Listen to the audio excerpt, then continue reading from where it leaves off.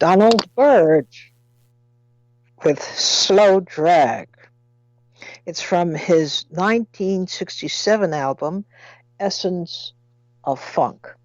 This is Leid Stories. I'm Utrice Leid, and just a little update for you. Yesterday, I wasn't able to do the program live. I, I was busy throwing up. I had a touch of food poisoning yesterday from some hummus I had eaten.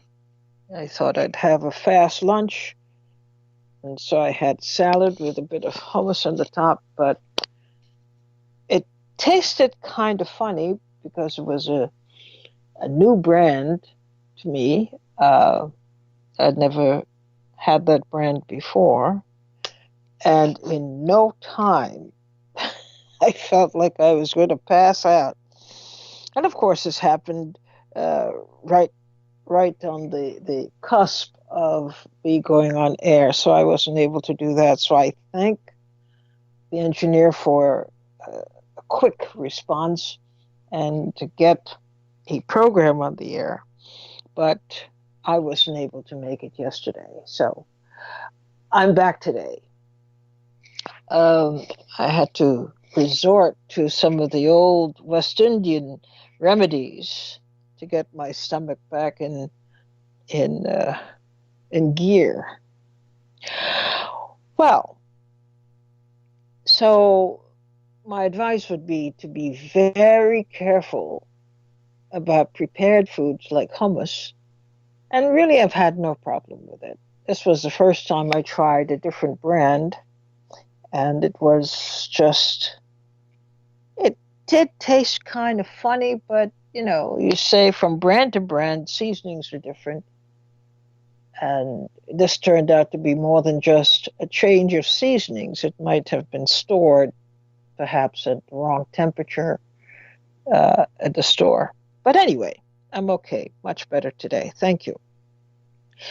Today, of course, begins the long awaited trial of Donald Trump in the Senate on the two charges that the House had voted against him: abuse of power and obstruction of Congress. We'll see how it goes. But one thing I must note, the one thing that the United States has to learn from the British is this idea of uh, the sensitivity of the moment, understanding the sensitivity of a moment. They filed into Congress and they looked like a ragtag group. They probably didn't have much time to rehearse, and it was kind of ragged. It just would have looked so much better, far more imposing, uh, because it is, after all, an impeachment of a president. And like any official event, uh, there are protocols that go with it. And it just came across as if 10 minutes before they rounded up everybody and said, okay, you stand over there, you stand over there, you walk over here, and then you sit down over there. Uh, that was lost. The solemnity of the moment didn't come across at all. And it just was unimpressive. I thought more care should have been given to making sure, because this is a historic moment now, that it had the weight, the severe weight of the situation in mind. And, people would understand, especially Trump would understand, and the members of Congress who are going to be participating in this, that this is a very serious moment and it required uh, attention. It required attention. But that didn't happen. At least it didn't come across as if it was really organized to the nth degree, so that people didn't come away with the impression that it was just another hearing. This is not just another hearing. This is an impeachment of the president, and you ought to get it right.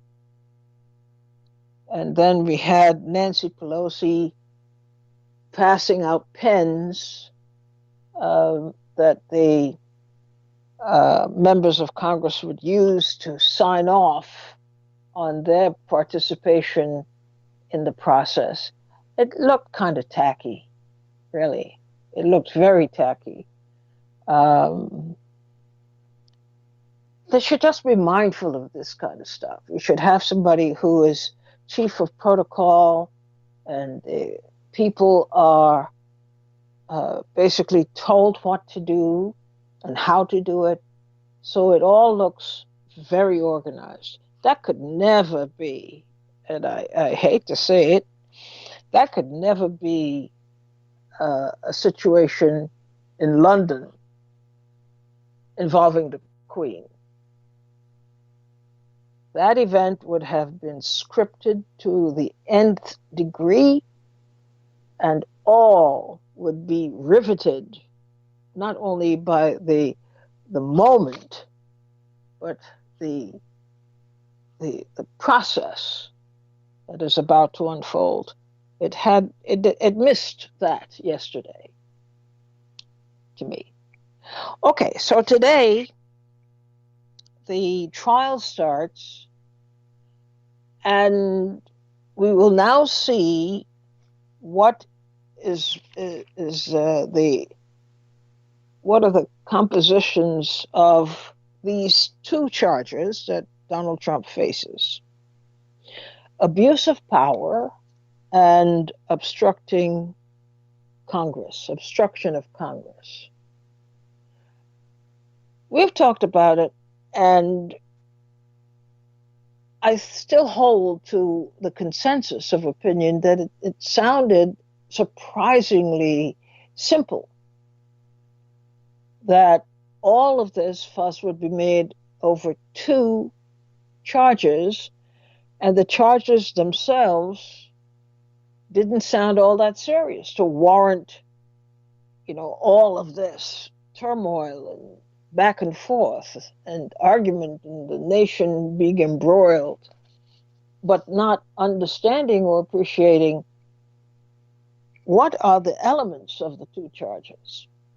Well, we'll find out as they go, because they still haven't gotten to the point, to the minute details of each point, and that is a source of frustration to me.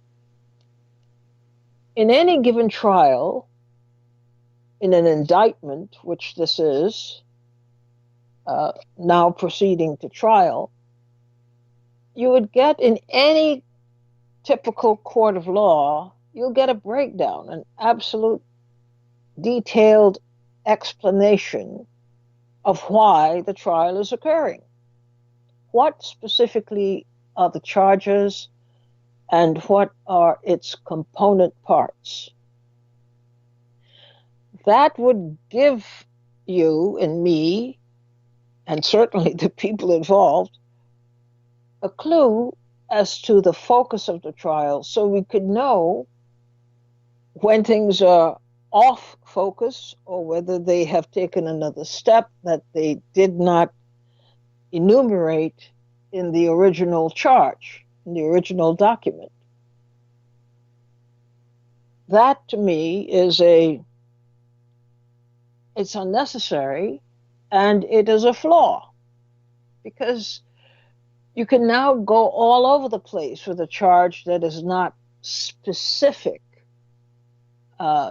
to have people, especially the defendant, anticipate the length and breadth of what his defense would be.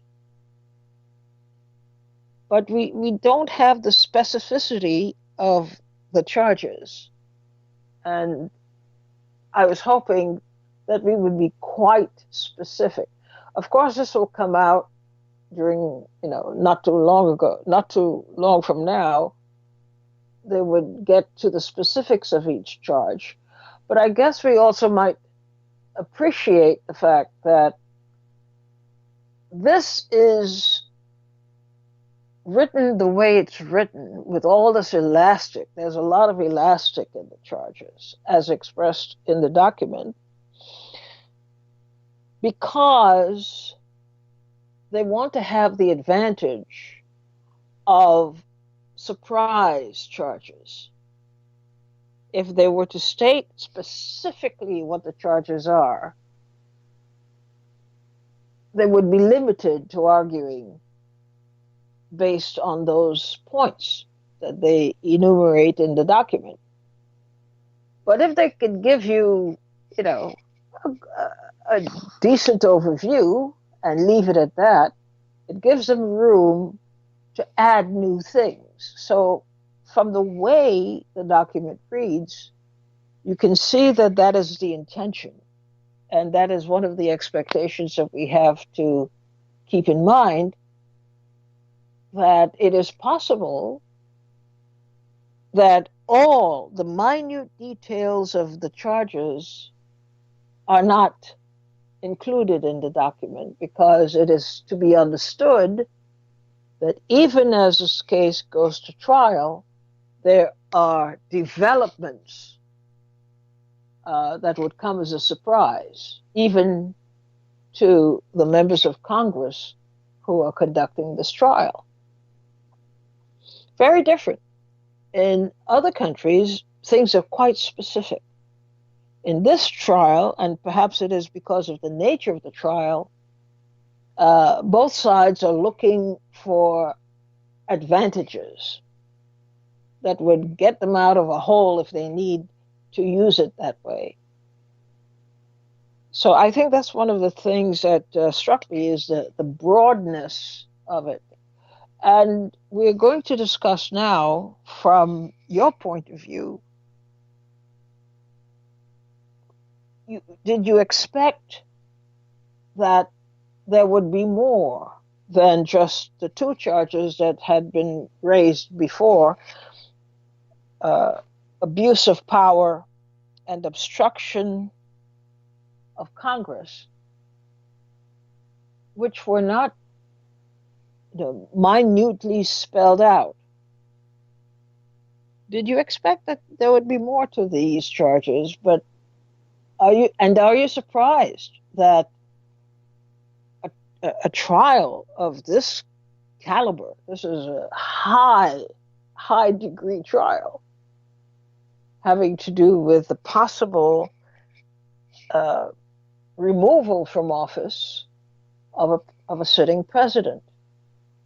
Did you expect that the charges would be detailed, or is it a good thing that they haven't spelled out all of the details, leaving some pocket of some kind of room to expand if they need to, based on what they discover even as the trial gets underway? So that's one thing. The other thing is, you get the sense you don't quite know what what the boundaries are. Okay. When you have a regular trial, you know what the boundaries are, because the charging instrument, which is the indictment, would set the tone. This is what we are charging the defendant with. On such and such a day, he did such and such, breaking law, such and such, section, whatever it is. We're going to be trying him on that. So everybody's on the same page when it comes to the delineation of the charges. But there's a lot of room here. And maybe that is because of the nature of the trial. It is not a regular citizen after all. It is a trial of a president, and that requires some kind of wiggle room, and especially because of the way this evolved. Um, this was fast. It was very fast. So we don't know, the degree of research and investigation that went on to produce the charges. We don't know whether the charges as listed would be uh, sufficient, even in the minds of members of Congress bringing the charge, whether they would have come to a far more comprehensive view. And then we talked about this too. There are essentially two charges against the president: the abuse of power and obstruction of Congress. And that bothered us when we talked about it because we couldn't imagine that all of this, all of this agita produced only um, two charges, essentially. But on the other hand, that could have been a ploy, a tactic to say, this is not an imposing thing, but now the two charges have become very serious. Ordinarily, in the course of a trial, I think you would expect that, okay, they'll throw in two extra charges at the end, and these would be the charges they would throw in. But lo and behold, these are the charges. And that was a surprise. It still is a surprise to me that they spent all this time and came up only with two grounds for charging the president and proceeding with impeachment. So, what is it that they can accomplish with just two charges as opposed to covering, their bets and putting forward more charges that if these two charges don't hit, they have others as backup? But does it surprise you that these two charges are, in fact, the case against Donald Trump? Abuse of power and obstruction of Congress. Do they seem dangerously broad to you, or do you, by looking at this thing again, might there be a reason for these charges being limited to two? And to the minds, to regular people's minds, these charges are the reason to impeach a president? Are they that serious? Will they prove that? Will they prove that these two simply stated charges are indeed not only serious, but serious enough to warrant the removal of a president on these grounds? Very interesting, I think. So we'll talk about that today, what your reactions are as this process gets off the ground, what concerns you, what you think ought to be considered in addition to what we've been discussing, and any special insights that you may have. Gwen from New York, oh, by the way, the number is, as you know, is 888-874-4888. Gwen from New York, you're starting us off today. Hi, Utrice. Hi, Gwen. Well, I have you on speed dial, so I know the number. you're right up there at the top. Speed dial. It's such a luxury to be able to call in. I have the day off, and I'm so happy I can call in. I wanted to say that I understood the argument that they made for paring it down to these two issues. There are, like, I think at least 10 issues to get him on. But I think that this was the one they felt would be the most solid because it's pretty blatant.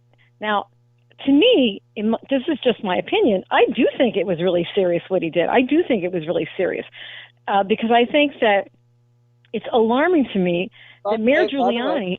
Hold on. What he did, this is a trial, so you have to say what he allegedly did.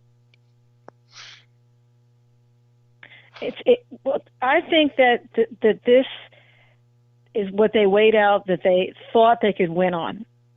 So that I understood their logic in looking at this one. And I also think it's interesting, given the testimony that was not testimony, but the man that was on TV last night on Rachel Maddow speaking and fleshing out more details of this case. I think that the case can be a really solid one, but only if they're allowed to bring witnesses. But I think that this was, I think it is pretty deep what he did. And it's not so much holding back troops. I don't think, to me, that wasn't, in my opinion, the worst part of it. The worst part of it was we had people that are not working for the government, especially Mayor Giuliani, going over there and working on behalf of the American people. He does not represent me. He was a personal lawyer. And then for the Republicans, what was even more troubling is for the Republicans to cover the actions of Donald Trump so well. I mean, they rationalized everything he did, acting like this was all perfectly normal. It was A-OK, basically looking the other way. That really scared me because I thought, this man is, to me, very dangerous. And I think that if you're not even willing to open up your eyes and look at what he did, even when President Clinton was impeached, other Democrats looked at it and they signed on the impeachment. They saw the law was broken. Now, I don't think that was I didn't think that was a very serious case. But I think what Trump has done is serious. And I think that in the short period of time they had, that they thought this was the most solid case. I understood that. I did not agree with Nancy Pelosi giving out pens. I think that it's really tacky to do something like that, and it also trivializes the seriousness of this case. It is a serious case, and I think that the more people that we hear speak about it, the more we're going to learn just how serious it is. Because if this gentleman from last night was telling the truth, it's really troubling. So, I mean, I think that we could have brought him up on the emoluments clause, but I don't think when you look at that clause that it's crystal clear. So I think they went with the argument that they thought was the most crystal clear, and that's what they're going to do. But in as much as they came up with two charges, do you think the two charges are enough just to give them, some kind of room? If these two charges don't stick, that they have others in the wings that they should have brought forward to cover their butts. Well, one time a lawyer told me this. He said, the briefest briefs are the best briefs. And I think that you can load them up with, like they do at landlord-tenant court, where they give you a telephone book worth of reasons. It's very hard to get through. A lot of it doesn't stick at all. And then you just look like you're going for everything. I kind of believe that this case was so repelling. And I'm sorry that other people don't think it. I think it's bizarre to have people, they look like mobsters with Giuliani running around on behalf of the president. I mean, I just think that's highly, highly irregular. So I think that this case really did stick out. It really stuck out a lot, and it really does have a lot of stuff that we should not be saying is okay, and I don't think it's legal either. So I think of all of them, this to me looks like the one that was the strongest. you could always have 10 other cases behind it, I guess. But I guess if you want to be taken seriously, you're going to have to pick your strongest case. I think that's what they thought they were doing. They picked the strongest one they had. I think that it's also very disturbing for a lot of Americans, whether you're a Democrat or a Republican. I do think if you look at it, even if you're not admitting it, you have to get worried that you have people that are not working for this government and they're working on behalf of you, and you don't know what they're doing, and they're working in a very clandestine kind of way. That is very serious to me. But why couldn't they have brought that case in an appropriate arena and not, bring it right away to the level of impeachment? Time. I think time. I think the reason was time.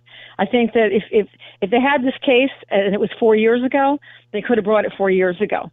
But I think that if you can either wait till the election comes and you can take a chance and maybe he wins, maybe he doesn't. But I think bringing it this time, I think people need to see this before they go back and they pull the lever one more time. Just think this is something, it is to me really important that people see it, and then just take another look at this, because there's a lot of people that are going to vote for him. I just got back from my parents live in Cape May, New Jersey, but there's a town next to them called Wildwood, and Jeff Van Drew is the man who was a Democratic senator from New Jersey who flipped. So he's been a Democrat for years, over 20 years. And I know him because he helped us in the anti-war thing. So he recently just flipped for Trump. And there is going to be a rally in Wildwood in a venue that only holds 7,000 people.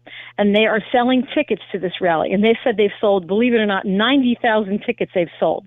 And the reason why, I asked them, why are you charging money to see the president? They said, because most of the people that are buying the tickets are Democrats that are coming down here to protest. So all the money that the Democrats are buying these tickets is going into the Republicans' coffers, Jeff Van Drew. But why I bring this up is because there's so much tension down there, because the police are all pro-Trump. And there's a lot of racism in that area. And there's a lot of fear that this thing is going to turn into a riot. I know that people say that there's all kinds of fear wherever Trump goes. But the fact that you've got a Democrat who flipped at the last minute because of the impeachment, people are really, really mad about that. And then you've got Trump kind of coming in to throw some salt in the wound, saying, see, I got you. But you've got this group of people. A lot of people have lost their jobs down there. And a lot of people are making terrible money. These are people that used to be fishermen that now have to work on retail. They have to work 2 jobs a day. A lot of blue-collar builders down there, lots of developers. And, I was asked to go and actually even to speak, and I felt a little bit, uncomfortable, because I think it's going to be I don't know what's going to happen, but I think it's better that we know what's going on now. I think that it's a good thing for the country to see what this guy's really about. I don't know if we can get to hardcore, because I don't care what Trump is, whether he's Democrat or Republican. I just think he's a terrible, terrible leader. And so I just think, just based on that, he shouldn't be the president of anything. And I'm hoping that maybe some kind of, something will prevail that just get the people a little bit saying, are you sure you want to have this guy leading your country? Are you sure you want, Rudy Giuliani going over, who's not been elected by you, going over, speaking on your behalf with a bunch of guys that, you don't know where they're from, but they kind of look like they got mafia ties. Is that really how you want to run our country? So hopefully, the question is a trial at this level the only way to determine that, to involve the Chief Justice of the U.S. Supreme Court? Aren't there enough courts to ferret this information out? Why does it have to operate at this level? I think if you took him to a lower court, it would have no impact whatsoever. None. It wouldn't matter. It would just be another stupid trial about something dumb that, he said, she said, no way. I think the fact that it's at this level makes people pay attention. And I think also the fact that I think Mitch McConnell's saying that they're not going to want to put it on TV. I think that's going to get people upset, and they're going to want to see this too. So, to me, it had to be this level because it wouldn't have gotten any attention if it was at a lower level. It just wouldn't have. And he's the president. This isn't just some guy. This isn't just, like somebody who broke the law who's just a schmo. I mean, it's supposed to be the president of the United States. And the president of the United States, as you yourself have said so many times, should not be acting like this. He should not be behaving like this. And to me, if you're gonna be, having thugs go out and do work on behalf of the United States, then you shouldn't be the president. These are not the people. I'm telling you, I don't know who this guy was last night talking on TV, but he's not somebody I want out there representing me. He's not elected, but I didn't vote for him. And so I think it's really important that we do clean house, and whether the impeachment gets him out of office or not, I still think there should be serious consequences to what he does, because so far, Utrice, there's been no consequences. Everything this man has done, every law he's broken, and you know it, everything he's done, no one has held him accountable because his own party won't hold him accountable. So there's no way that you can rein this guy back in. And I truly believe if we give him another term, I mean, the things that he does and the laws that he's changed are changing things in a horrible way. Just where my parents live, you can't believe they're building on every hunk of land they can get their hands on, because all of these guidelines we had before to protect you from building on sensitive areas like the wetlands, they're out the window because all Trump cares about is a quick buck in a short term. And that's what he's giving these people. And it's turning the country into like an even more vicious place. I mean, to me, it's really a very scary thing.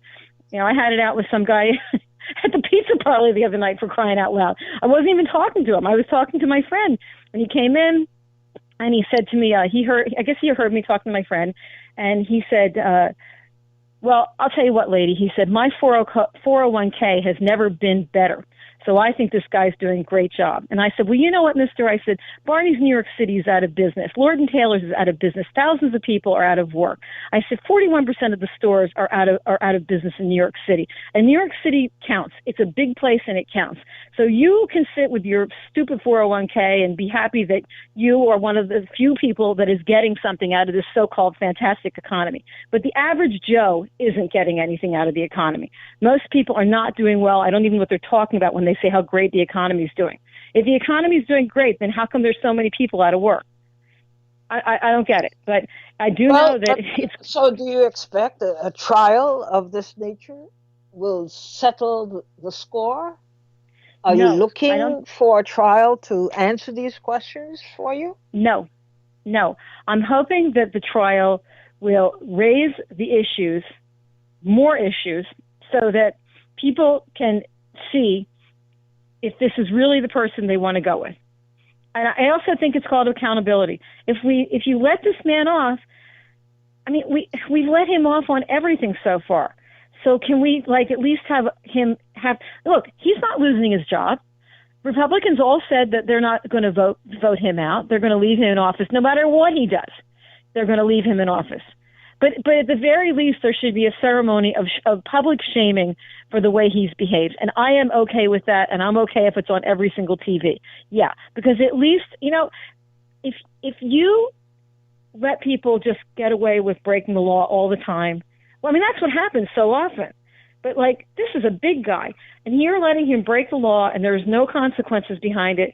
This all trickles down to everybody else. Everybody else starts to do the same thing. There's so many people that think Trump is a hero. He's a god to them.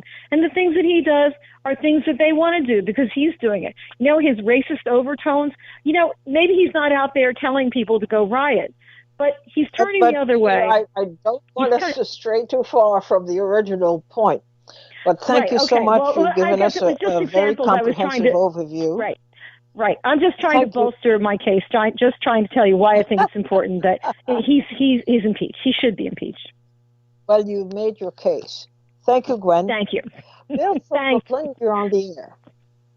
Thanks. Bill from Brooklyn, you're on the air. Yes, good afternoon, Utrice, to all in the listening audience. Thank you. Yes, I just wanted to. Good afternoon You're to you. welcome. I wanted to touch base. I spoke briefly with you last Friday, and I wanted you to know that I did what we had been talking about all week long, taking action. And I actually went to a rally in Union Square here in Manhattan for I guess, an anti-Trump Pence rally. And that's unusual for me because I usually am an analyst. I like to sort of look all things and from the top, sort of get an overview of things. And so it was good to get out amongst others of like mind and to kind of hear their thoughts, opinions. Not that I agreed with every other speakers, but still it's just a matter of getting out and taking act as a first step. So that's I wanted to report to you on that. Well, good. That I'm out. As this trial gets underway, Yes. what concerns do you have about the trial itself, and what you are expecting the trial will produce, and would it be useful in the Yes. end? My concerns are that under the leadership of Mitch McConnell, and he will use all kind of machinations and tactic procedures to thwart any real proceedings with the process that it should be. Can expect Well, isn't that Mr. McConnell. understandable? That's what he's supposed to do. He is protecting his man. He is doing the job. So why get mad Absolutely. at him? Hmm. And yes, he is doing what his master commands him to do, meaning Mr. Trump. And so we need to be mindful of that, and also to hold him and all others in the Senate, the Democrats and Republicans alike, accountable in terms of what occurs in these proceedings, and so that they must know that there will be consequences. It's clear, it's self-evident that Trump has committed significant violations against the Constitution and the American people, and he's clearly broken the law, and he needs to be removed from office post haste. So my concerns is that this process does not, follow the constitutional measures that it has been established. Why did you raise that as an issue? You hoping that it doesn't follow the constitutional measures? Exactly. Because as my father used to say, I can see the okie doke coming. and But we even must. under the supervision and the direct um, control of the Chief Justice of the U.S. Supreme Court, you think he would be unable to spot that, and he would let it go, So let it slide? yes, we should hope so. And I think because Mr. Roberts has been somewhat unpredictable in terms of which side of things he falls on, and also because he's very mindful of his destiny and his place in history, that will be sort of a more fair enforcer of the process and the procedures. So that's what I'm counting on. Wow. So this trial, as you see it, is getting off to a very highly questionable start. You don't have faith in the Chief Justice that he would just obey the law himself. You're saying that you have concerns that he might be partial uh, as opposed to impartial. We just heard from Gwen saying, you know, let it go. Just pay attention to the end game, and we Hmm. should see things in the context of the end game. What do you Hmm. say? What I say is we have no idea. We are witnessing. We're in the deep end of the unknown, and there we just have to go through this process and hold our representatives accountable, and not hope for the best, but literally pray for the best. Because that's what's needed at this time. We're in some very dangerous times.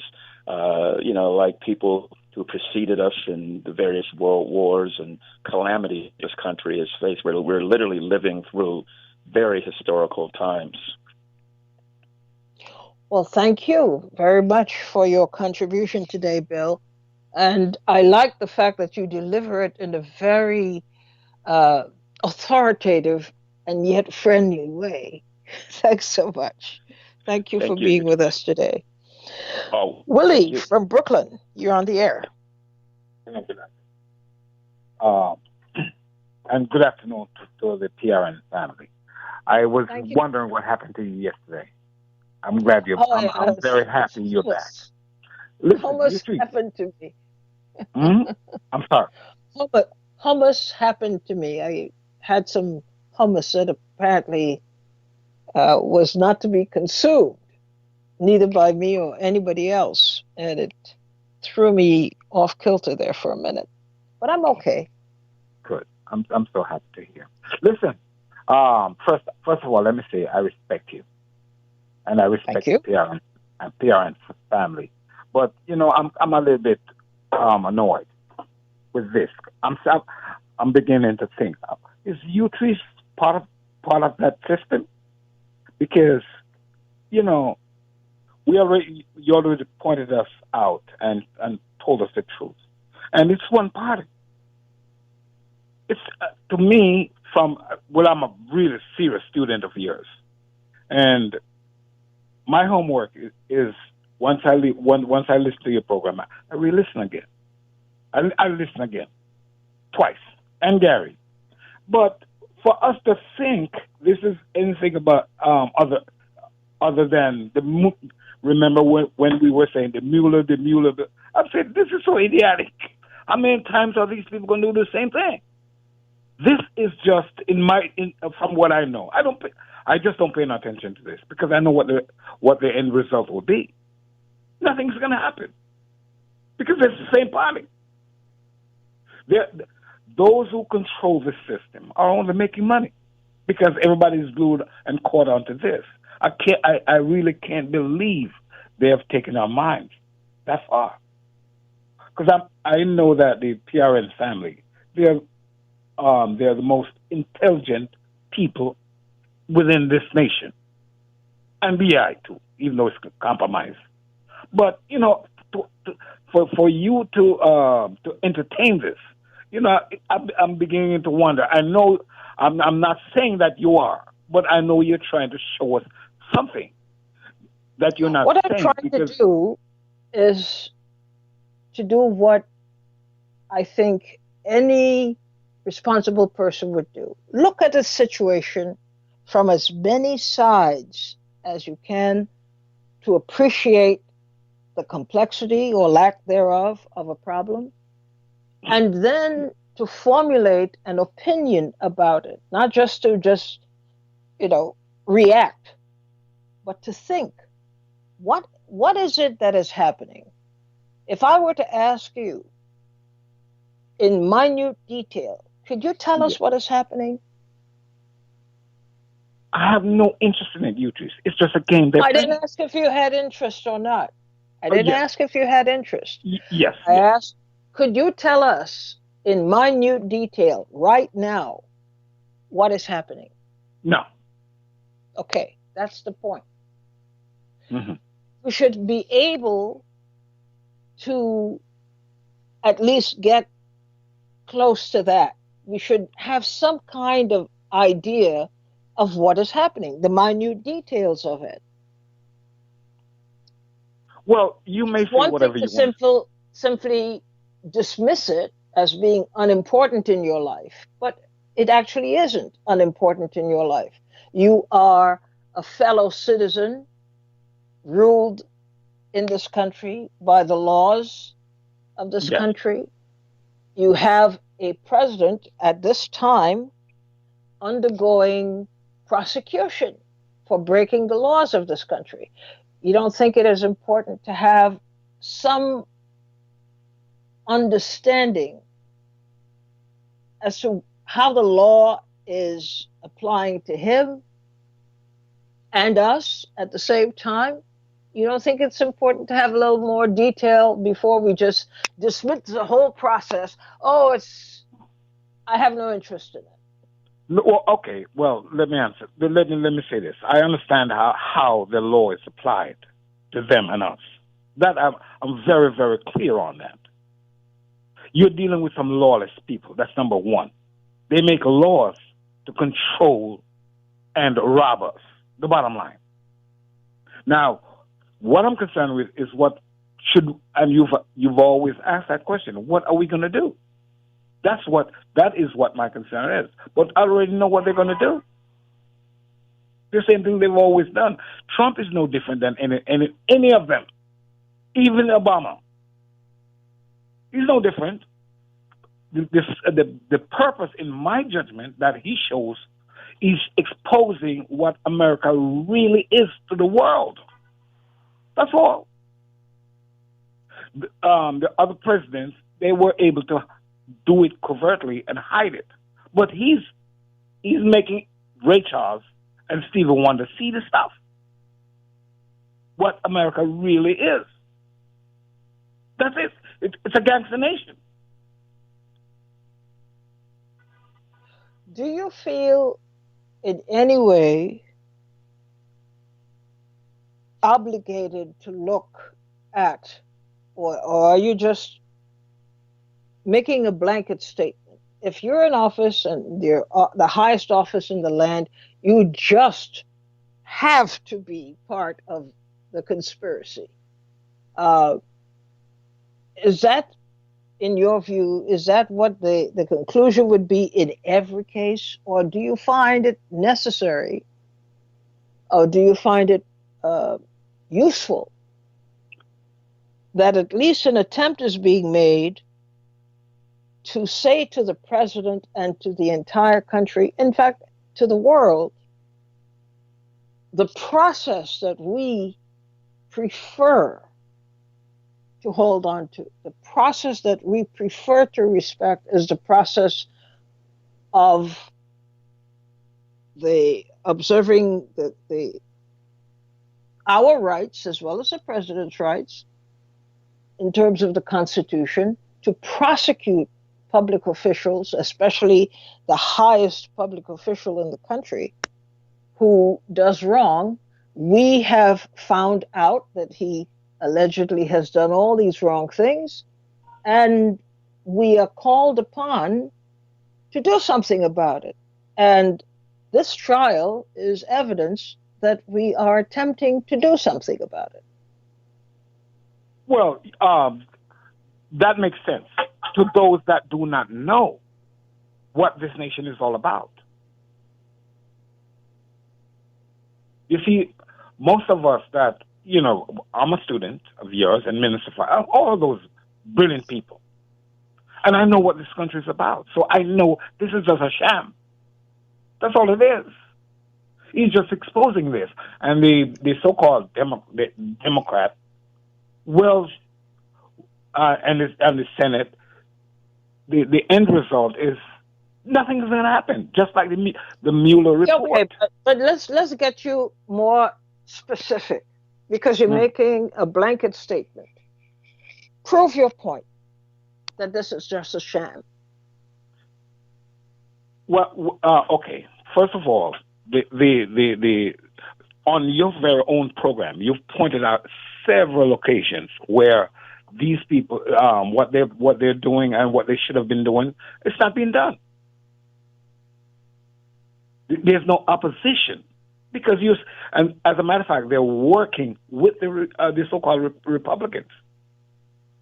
You didn't say it that way, but based on your analogy and the truth that you pointed out, it shows. You see it. It's obvious. Yeah, but I'm trying to get specifics at this point. Tell us specifically in what ways do you see that this is a sham? Specifically. Oh, okay, but I'm not sure of how to answer it. But just by the historical, just by the history of this nation and what they've done to other nations, and even No, no, no. they We're talking about the trial now. Specifically, we're talking about the trial. yes, You have the I don't know president you you think charged I with don't know two anything. crimes: obstruction of Congress and abuse of power. Where You've is the pointed out sham? you have pointed out in so many times how many things that he has done that they could have impeached him on. They didn't. Right. They went along with it. Look at the whole nation. This man has taken the So whole why do you nation to. think that for all the times that nothing was done to confront him legally on it? Why do you think they're doing so now? Oh, I see what he's saying. Maybe it's because it's election time. They try, they trying to make trying to make money because people are glued to television and radio. That's one of the reasons, and they're trying to get people to come out to vote. That's all.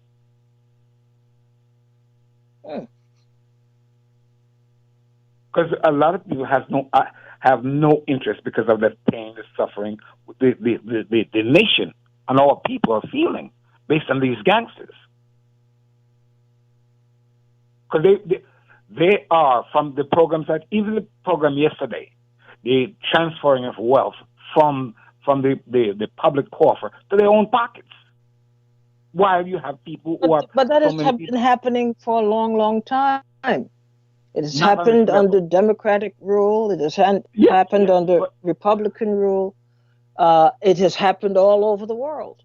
but not on So, this level in this country. Not oh on this level. yes, No, no, no, no.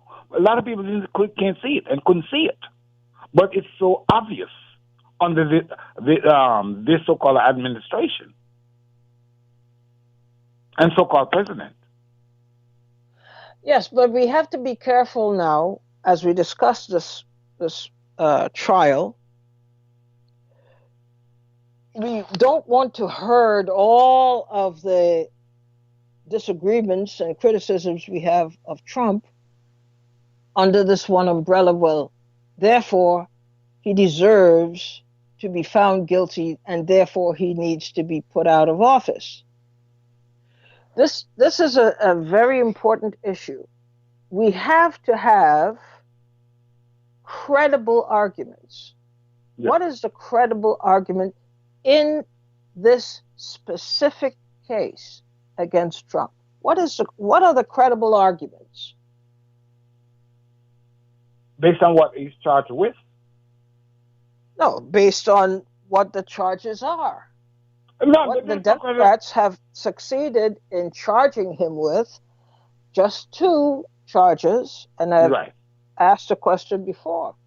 Are these charges enough to get convictions and to convince the court that these are legitimate grounds for removing him from office? Are these charges being brought against Trump in the right circumstances, in the right way? Is this the only way that they can bring charges against Trump and have him removed? Well, they went the route of impeachment. No.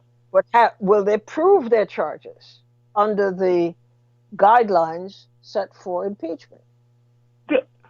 Those charges are no charges at all compared to what he has done illegally. No. But that's not in a court. That's not even an issue. Mm-hmm. If a person is charged with murder, right? When you come to court, it's about murder charge you with murder, prove that he murdered a person or she murdered a person, and that's the extent of the argument. It all falls very tightly into that realm. But when you Yes. now say, well, not only did he murder, but he cheated at bid whist, he kicked a dog. You can't do that. You can't lump all the charges together all of a sudden. Right. They have brought two specific charges: abuse of power, which is very generally stated, Right. and then obstructing Congress. Those are the two charges. Okay. Will they suffice, and will they be able to prove to the court in pointed detail that the president did these things and therefore is guilty and therefore should be removed from office? Absolutely not. So then why are we going through a trial? That's the point I'm making. Again, it's just a game. They are playing with us. It's just a game. All right, we have to leave it there. We're out of time, but we will continue the discussion tomorrow, because I am curious to see how they develop their legal arguments and how they, piece by piece, bring it all together to form a solid charge against Trump. So far, and we haven't seen the details, but so far, I have doubts. But thanks for listening, and we come back to the subject again tomorrow. Thank you very much.